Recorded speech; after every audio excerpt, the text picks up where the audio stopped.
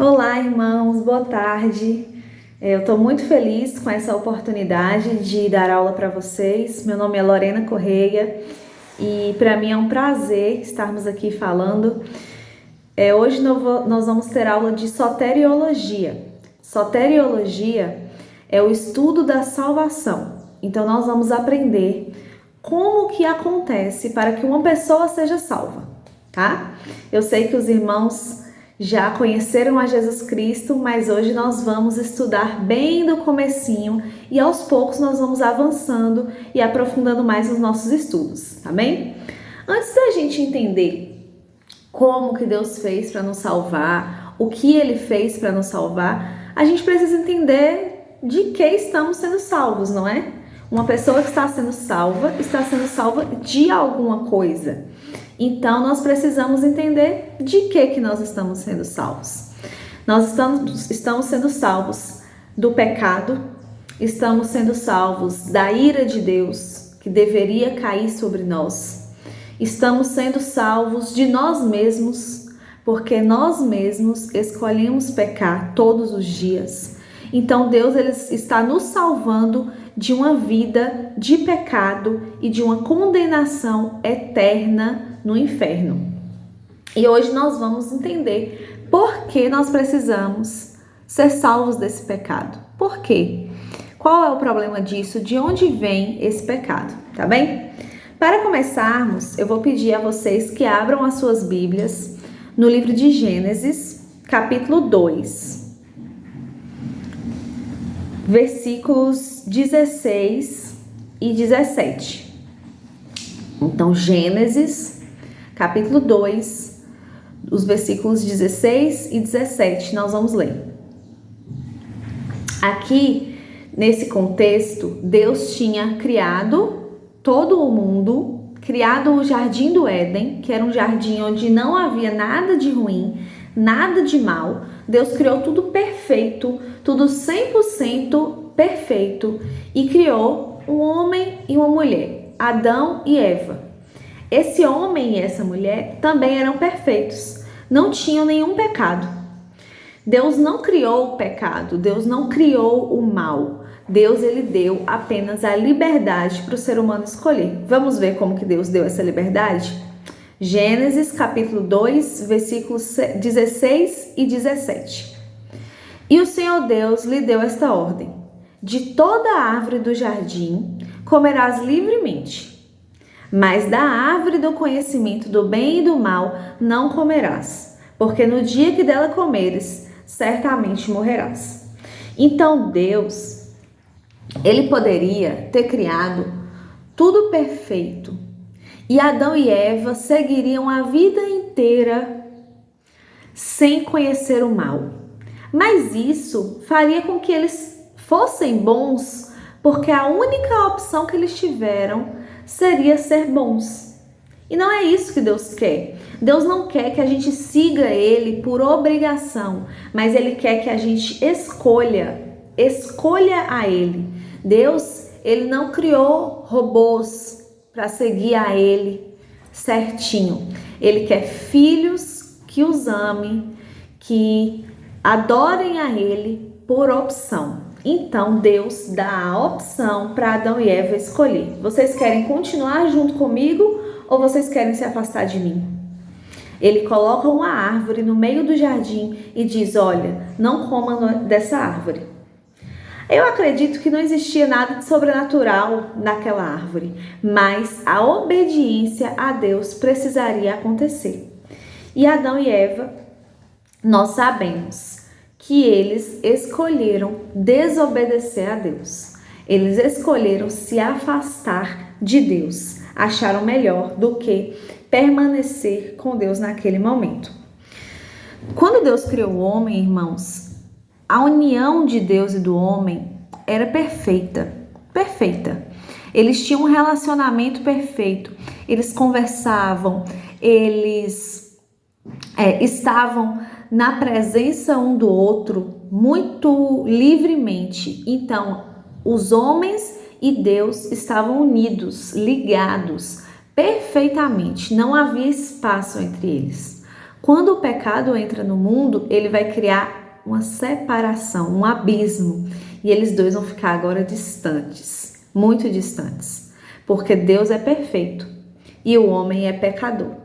Uma coisa não se junta com a outra. Temos aí um problema, não é? Vamos continuar lendo o texto de Gênesis. Vamos ler agora Gênesis, capítulo 3, versículos 6 e 7.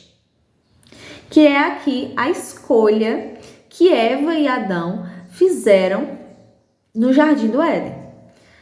Então, Gênesis, capítulo 3, versículos 6 e 7. Vendo a mulher que a árvore era boa para se comer, agradável aos olhos e árvore desejável para dar entendimento, tomou-lhe o fruto e comeu, e também deu ao seu marido, e ele comeu. Abriram-se então os olhos de ambos e perceberam que estavam nus. Cozeram folhas de figueira e fizeram cintas para si. Olha só como esse texto é importante. O que aconteceu? Eva comeu do fruto que Deus tinha mandado não comer. Deu para Adão e Adão também escolheu comer. E aí, quando isso acontece, eles percebem que eles estavam nus. Vocês já viram uma criancinha pequena, um bebê ou uma criança muito pequena? Quando ela está nua, ela sequer percebe, ela não percebe, porque ela não tem malícia, ela não tem maldade. Então Adão e Eva não tinham nenhum tipo de maldade. Eles andavam nus e não havia nenhum olhar diferente, eles não tinham eles não sabiam, não percebiam. Mas quando eles pecam, a primeira coisa que eles percebem é que eles estavam nus. Então o pecado já entrou na natureza de Adão e Eva e já mudou a forma como que eles enxergavam um ao outro. O pecado já começou a contaminar a humanidade. Quando eles percebem que eles estavam nus, o que eles fazem?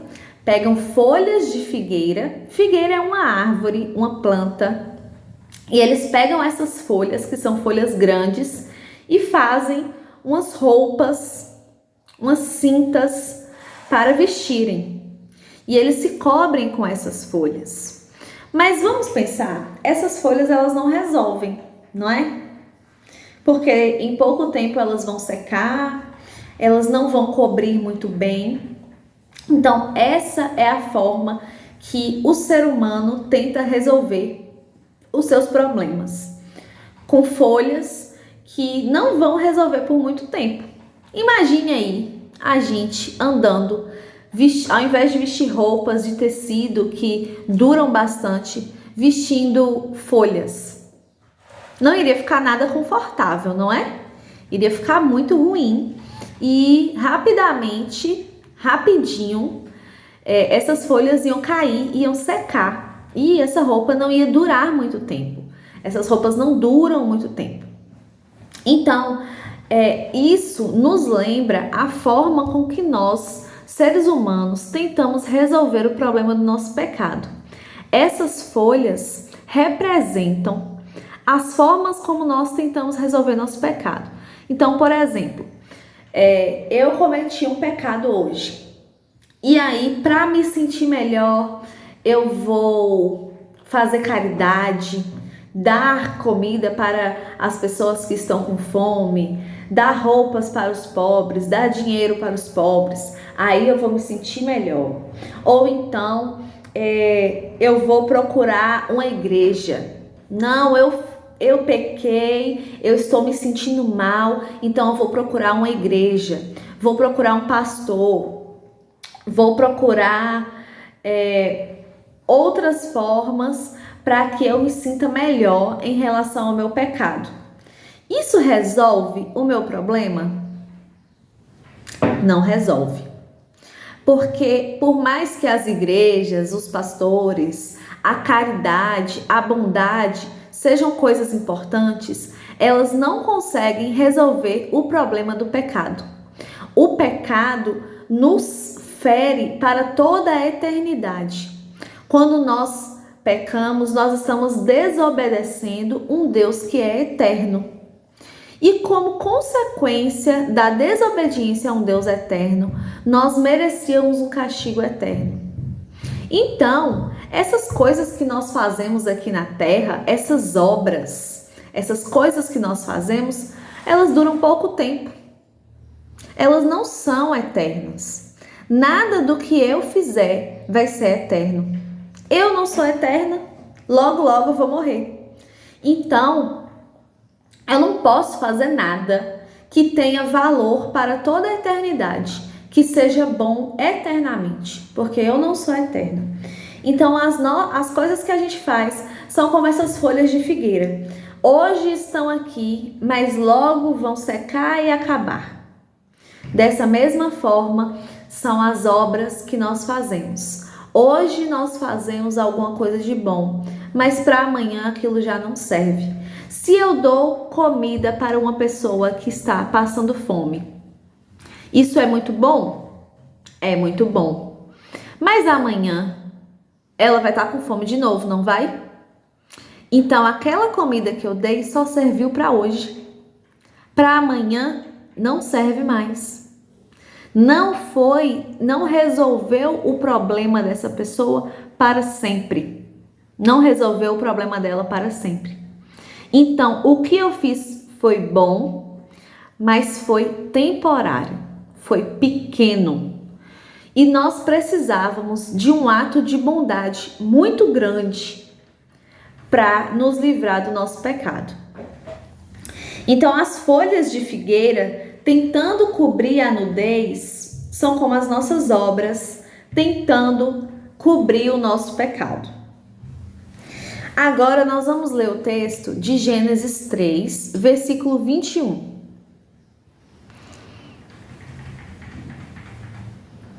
Gênesis, capítulo 3, versículo 21, diz assim: Fez o Senhor Deus vestimenta de pele para Adão e sua mulher, e os vestiu. Aqui, agora, Deus está resolvendo o problema da nudez. Deus está resolvendo esse problema de uma forma mais eficiente, melhor do que Adão e Eva. O que é melhor? Uma roupa de pele de animal, que dura muitos e muitos anos, ou uma roupa de folha, que não vai durar nem um dia inteiro? Então, a solução de Deus é sempre melhor do que a solução do homem. A solução de Deus é sempre melhor do que a solução do homem. E Deus vai dar uma solução muito mais duradoura para a nudez do ser humano. Outra coisa que a gente aprende de forma muito forte com esse texto é sobre as consequências do pecado. A Bíblia fala que a consequência do pecado é a morte. Nós vamos ver alguns textos que vão nos dizer isso. Então, para que aquele pecado de Adão e Eva fosse resolvido, alguém precisaria morrer. Qual era o correto? Adão e Eva morrerem, não é? Se eu pecar, eu devo morrer. Adão e Eva pecaram, eles deveriam morrer, não é? Mas Deus amava tanto Adão e Eva, ele amava tanto aquele ser humano que ele tinha acabado de criar, ele tinha tanta misericórdia, ele era tão bom, ele é tão bom, que ele não quis matar Adão e Eva. Ao invés de matar Adão e Eva, ele fez um plano. E aí começa o nosso plano de salvação. O plano de Deus para que Adão e Eva não morressem por conta daquele pecado seria pegar um cordeiro, matar aquele cordeiro, e aquele dali seria a consequência do pecado. Aquele cordeiro sofreu a consequência do pecado no lugar de Adão e Eva. Vamos ver por que é preciso morrer quando pecamos? Vamos abrir as nossas Bíblias no livro de Hebreus, Vamos agora para o Novo Testamento. Hebreus, capítulo 9, versículo 22. Hebreus, capítulo 9, versículo 22, vai dizer assim: com efeito, quase todas as coisas, segundo a lei, se purificam com sangue. E sem derramamento de sangue não há remissão de pecado. Olha como essa parte é muito importante. Sem derramamento de sangue não há remissão de pecado. Olha só. Era preciso que o sangue de alguém fosse derramado para que houvesse a remissão, a salvação daquele pecado. Remissão é como salvar, é como redimir, né? Remissão do pecado quer dizer apagar aquele pecado, resolver aquele pecado e ali acabar com aquele problema do pecado. Então, para que resolvesse o problema do pecado, era preciso que sangue fosse derramado. Mas você me pergunta, ué, Lorena, por que precisa uma coisa tão grave, mas tão grave, sendo que eles só comeram uma fruta? Nada demais, não é? Mas eles vão precisar morrer por causa de uma fruta que eles comeram? Sim, vão. Por quê? Eu vou contar uma historinha para vocês, para que a gente consiga entender melhor por que todo pecado, por menor que ele pareça, ele é um pecado grave. Vamos fazer de conta que eu tenho na minha casa um copo. Um copo muito simples e velho. Ninguém se importa com aquele copo. É um copo que já está muito velho. E eu falo pro meu filho, filho, quando você for brincar, cuidado para não correr perto do copo e deixar esse copo quebrar. Não faz isso. Cuidado, tá? E eu coloco aquele copo lá em cima da mesa. E aí o meu filho vem com raiva, pega aquele copo velho, quebra aquele copo no chão e fala: eu não te obedeço, mãe. E ele quebra aquele copo. Vocês acham que meu filho merece um castigo? Sim, ele merece. Porque não importa se o copo era velho, se era novo, se era um copo caro ou se era um copo barato. O que importa é que ele pegou com raiva e quebrou como uma desobediência a mim. Então, o que importa é a desobediência e não o copo, e não o preço do copo. Agora, vamos ver outra situação?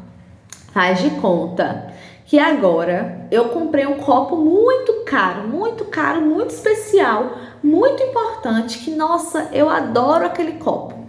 Esse copo custou muito dinheiro. E eu coloco aquele copo e falo pro meu filho: cuidado, não derruba. Mas ele, passando sem querer, a roupa dele engancha ali naquele copo e sem querer o copo quebra. Ele fala: desculpa, mãe, desculpa, foi sem querer, eu não vi o copo. Vocês acham que ele merece um castigo?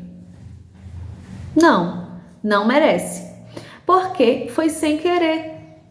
Então, mesmo que o copo seja caro, mas ele não me desobedeceu, então ele não merece o castigo. Com Deus é da mesma forma. Quando nós pecamos, nós estamos desobedecendo a Deus. Sabe aquela mentirinha pequenininha? Aquela mentirinha pequenininha que a gente às vezes conta? Aquela mentira pequena é como se a gente pegasse o copo e quebrasse. Porque nós sabemos que não podemos mentir. Deus já nos deu a ordem para não mentir, sempre falar a verdade. Mas eu vou lá com a minha desobediência e de propósito eu desobedeço a Deus. Eu sei que eu não posso fazer aquilo, mas eu desobedeço mesmo assim. Então é uma rebeldia, é uma desobediência, um desrespeito contra Deus. Por isso meu pecado é tão grave. Não importa se é um pecado que eu acho que é pequenininho ou se eu acho que é muito grande, mas é uma desobediência contra Deus. Então, todo pecado, mesmo que era só uma fruta, ou mesmo que é uma mentirinha pequenininha, mas todo pecado é uma desobediência contra Deus. E por isso, o castigo é a morte. Vamos ver outro texto também muito interessante sobre isso. É um texto que está lá em Romanos,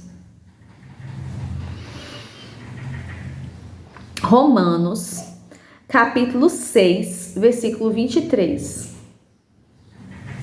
O livro de Romanos é muito interessante, fala muito sobre o assunto. E no capítulo 6, versículo 23, diz assim: porque o salário do pecado é a morte, mas o dom gratuito de Deus é a vida eterna em Jesus Cristo, nosso Senhor. Então, o que está dizendo? Que a consequência do pecado é a morte. Se a consequência do pecado é a morte, quem pecou merece morrer. E é disso que nós estamos sendo salvos. É dessa consequência, é desse castigo, dessa condenação que Deus está nos salvando, tá bom? Então, quando Deus vê como o ser humano estava com o seu pecado, Ele não quer nos matar, Ele não quer nos dar essa morte eterna no inferno. Ele não quer fazer isso conosco, porque Ele nos ama. A morte que a gente merece é o inferno, não é? É a condenação, morrendo eternamente no inferno. Mas Deus, Ele não quer fazer isso com o ser humano, por amor e por bondade. Então você pensa, se Ele não quer, então é só não fazer, né? Vamos fazer de conta que uma pessoa pecou, mas Deus a ama, Ele não quer castigá-la. Então Ele pode só passar a mão pela cabeça dela e falar: tudo bem, tudo bem, tudo bem, não tem problema, tá perdoado o seu pecado. Vocês acham que isso é justo? Será que isso é justo? É o que a gente desejaria, não é? Ter os nossos pecados apagados do nada. Mas isso não é justo. Isso não é justo, porque se nós pecamos, precisa haver uma consequência para esse pecado. Precisa haver uma consequência para o pecado. Não é justo que não haja nenhuma consequência. E Deus, Ele é justo o tempo inteiro. Deus não faz nada injusto. Deus não faz nada errado. Ele não podia só esquecer do pecado do ser humano e falar: não, tá tudo bem, vai para casa, faz de conta que nada aconteceu. Isso não é justo. Deus, Ele não faria isso. Eu vou contar mais uma historinha para vocês, para que a gente possa entender por que isso não é justo. Imaginem comigo, façam de conta junto comigo. Pensem agora na pessoa que vocês mais amam no mundo. Pensou? Pode ser a mãe, o pai, o marido, um amigo, uma esposa, o filho. Pense na pessoa que você mais ama. Agora imagine que um homem muito mau chega na sua casa, mata essa pessoa, bate nela, tortura ela e acaba matando essa pessoa. Como você se sentiria? Triste, não é? O que é que você iria querer? A justiça. Querer que a justiça fosse feita. Agora vamos imaginar que esse homem, esse assassino que matou, assassino é aquela pessoa que mata a outra. Esse assassino que matou a pessoa que você ama, vai para o julgamento. E chegando lá, o juiz, na hora de julgar aquela pessoa, fala assim: você se arrepende, assassino, E o assassino responde: eu me arrependo. Ah, pronto. Já que ele se arrependeu, vamos soltar ele e mandar ele para casa. Tá perdoado. Pode ir. Foi justo? Ele matou uma pessoa. É justo que ele não fique preso? É justo que a gente esqueça aquilo que aconteceu? Não, não é justo. O que é justo é que ele seja preso, pague pelo crime que ele cometeu e sofra as consequências das ações que ele teve, das atitudes que ele teve. Ele não quis matar? Ele não matou de propósito? Ele não matou sabendo que era crime e sabendo que ele seria preso? Então pronto, agora o certo é que ele seja preso. Nós, como seres humanos, nós pecamos. Pecamos de propósito. Pecamos porque quisemos pecar. Pecamos sabendo que era errado, sabendo que era pecado. E mesmo assim a gente pecou. Agora o que a gente merece? Merecemos a morte. Merecemos a condenação. Não adianta. Deus não pode só fingir que nada aconteceu. E é daí que nasce o plano de salvação. O plano de salvação foi um plano que Deus teve para não condenar o ser humano eternamente e ao mesmo tempo ser justo. Então, o que esse juiz, que é Deus, o juiz é Deus, o que esse juiz faz? Olha, assassino, eu não vou prender você pelo seu pecado, pelo o seu assassinato. O que nós vamos fazer? Você vai pagar, ou alguém vai pagar para você pelo crime que você cometeu. Pronto. Aquele crime vai ter uma consequência. Não vai passar em branco. Não vai passar em branco. Vai ter uma consequência. E essa consequência vai acontecer. Mas por misericórdia, por bondade, por amor, Deus não dá a condenação para nós.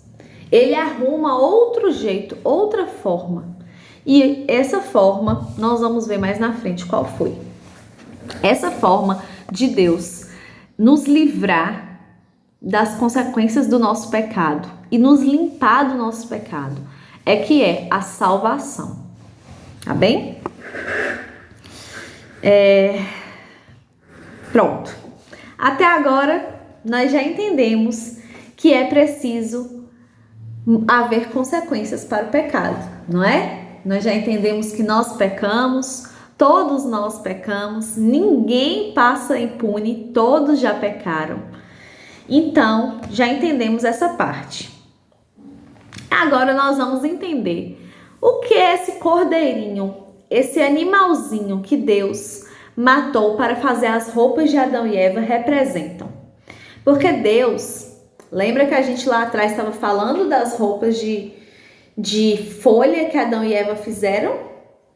Deus, ele foi lá, matou um animalzinho e com o pelinho daquele animal fez uma roupa para Adão e Eva.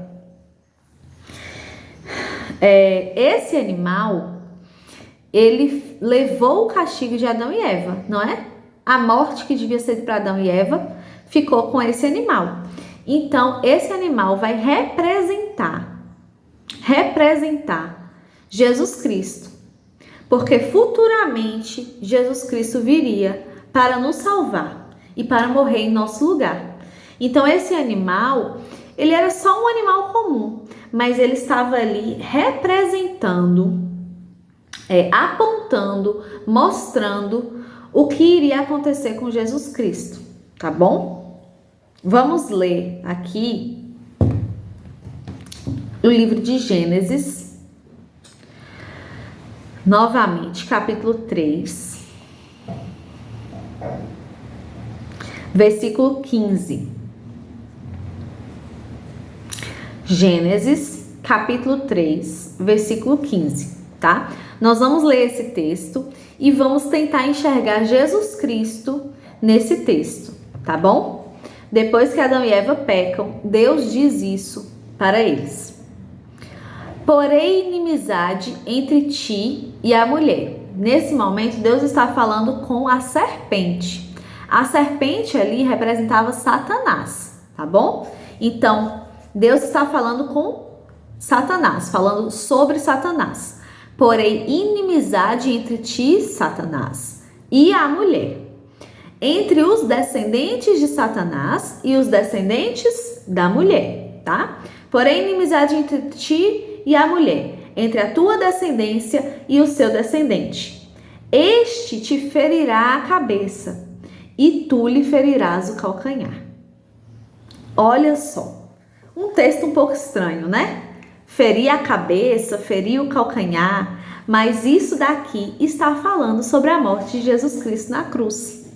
Vou explicar para vocês por quê.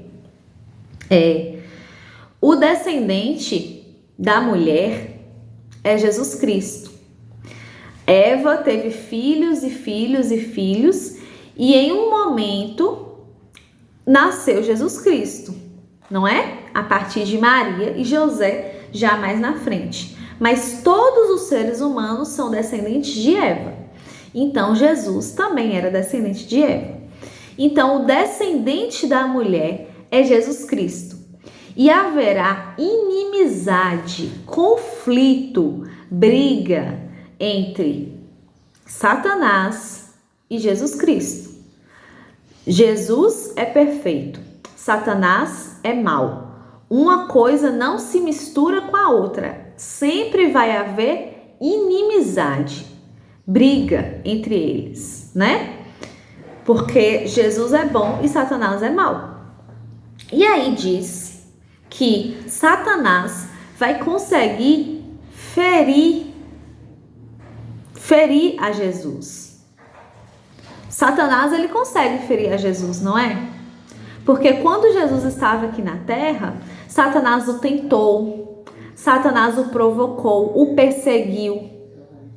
Quando estava na cruz, Jesus sofreu, foi machucado, rasgado. Tudo aquilo dali foi o mal ferindo a Jesus, não é? Mas a promessa também diz que este vai esmagar a sua cabeça. Então, a serpente consegue até machucar a Jesus, mas Jesus vai matar, esmagar para sempre a serpente.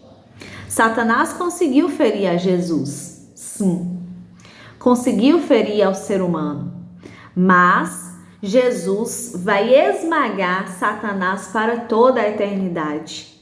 Jesus vai exterminar o mal para toda a eternidade. Tá bem? Então, essa aqui é a promessa de salvação. A salvação que nós temos é a de Jesus naquela cruz. Porque quem merecia estar naquela cruz era eu, era você, era cada um de nós. Cada um que pecou merecia estar pregado naquela cruz. Mas Jesus veio e disse: não, você não. Eu vou entrar no seu lugar. Eu vou receber esse castigo no seu lugar. E aí ele morre por nós naquela cruz.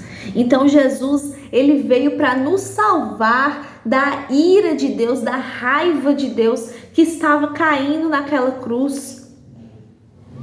Nós merecíamos ter essa descarga, esse castigo de Deus na nossa vida, mas ele veio, nos livrou disso, nos salvou dessa ira, nos salvou das consequências do nosso pecado.